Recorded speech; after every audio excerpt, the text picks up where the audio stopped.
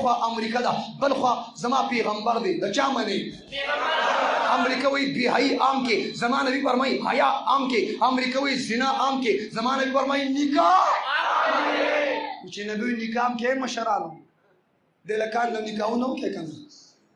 امریکا وی زنا عام کې او زنا عام کول لپاره امریکا نن په میډیا باندې نن سوشل میډیا پرنٹ میډیا باندې ملاله یوسفزئی په نوم باندې یو بے حیا یو بربنده یو لغړه ښځه میدان ته راوښکې ده او هغه ملاله یوسفزئی هغې دا بیان ورکړ چې د نکاح پارم باندې دستخط ته ضرورت نشته نکاح رجسټرار ته کېناستو ته ضرورت نشته د یو سړي په نکاح کې ځان بند کولو ته ضرورت نشته دا ژوند دپاره خو پارټنر هم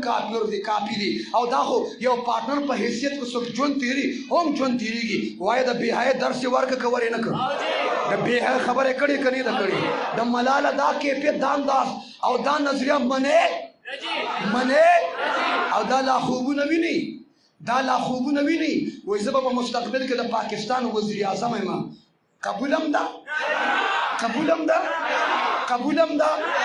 ستا هغه نه یادوم قبولم ده قبولم ده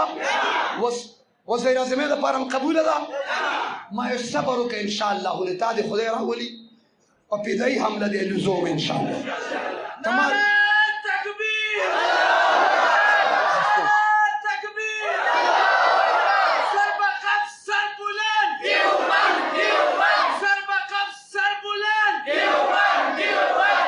وجنا مساجد مدارس آباد کو تبلیغی مراکز آباد کو خانقاهونه آبادو به د ختم نبوت دفاع به څوک کوي